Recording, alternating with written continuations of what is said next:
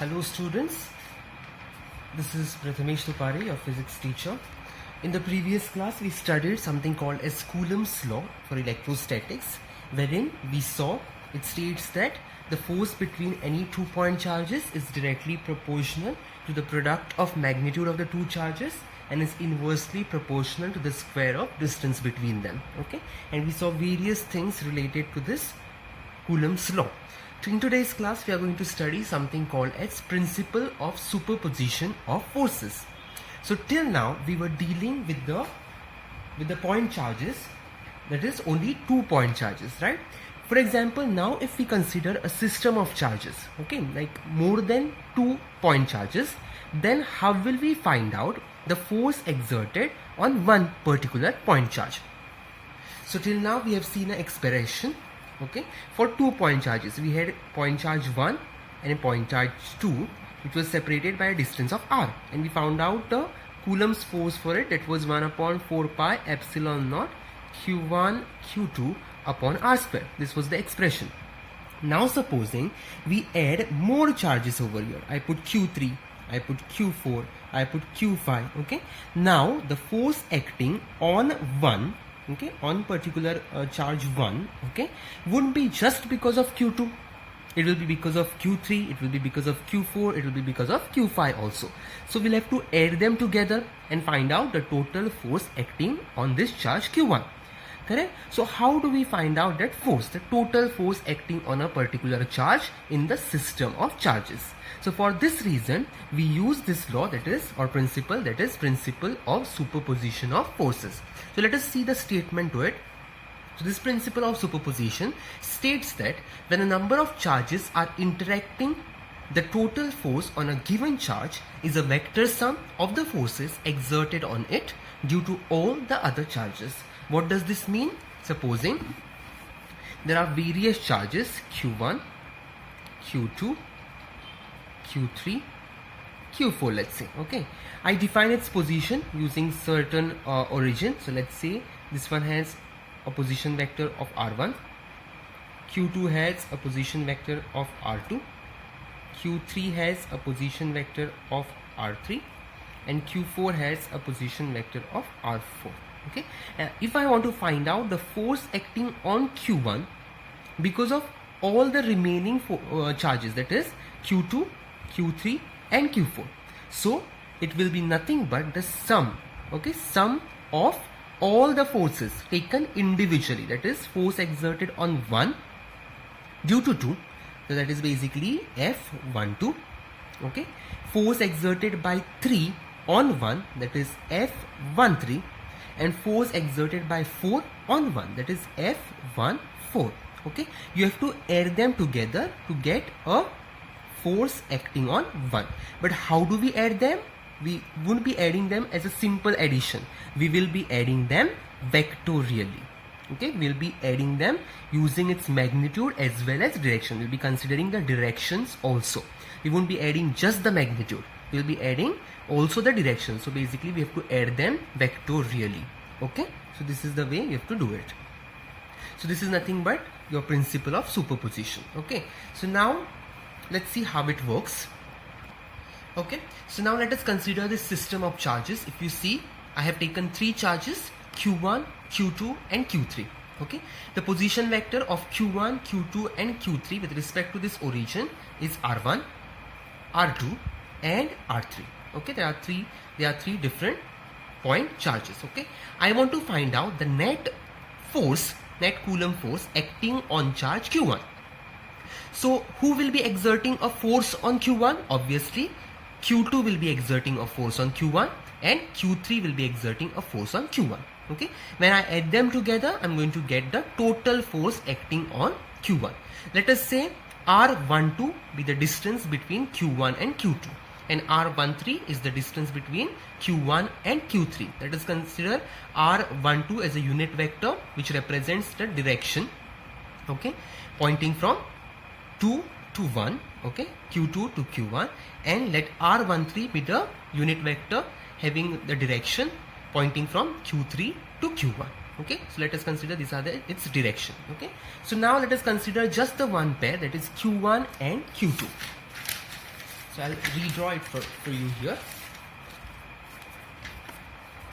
So let us consider this is my q1, okay, this is my q2 here, okay.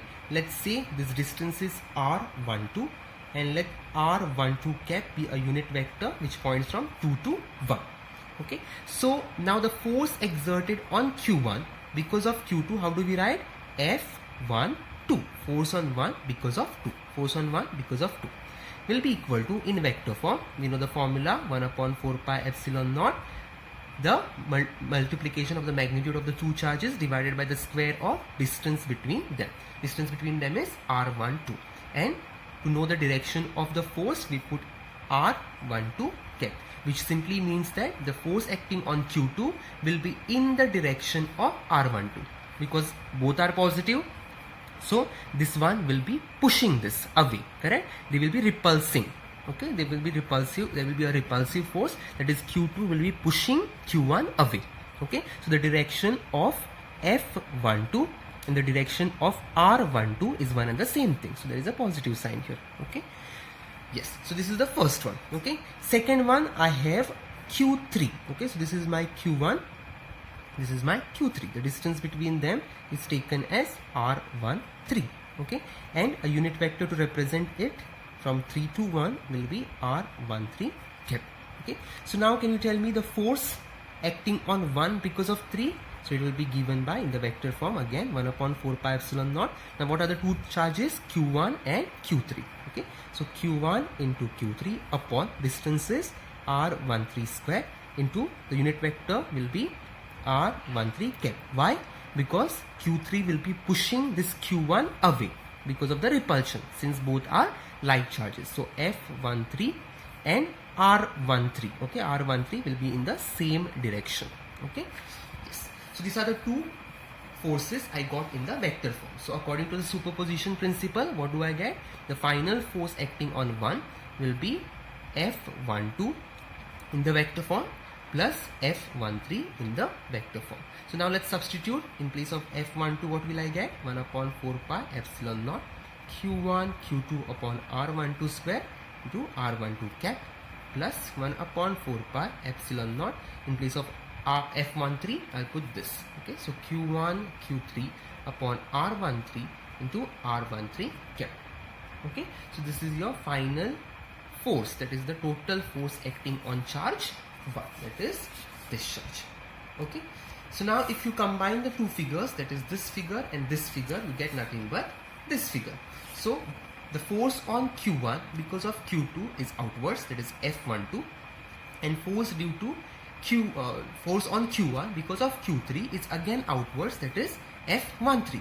So using the law of parallelogram for vector addition, we can complete this parallelogram like this. Draw a line parallel to this over here, draw a line parallel to this over here, and the diagonal is going to give you the resultant, that is the net force acting on f1, okay. So this is the direction of the net force acting on this point charge q1, okay.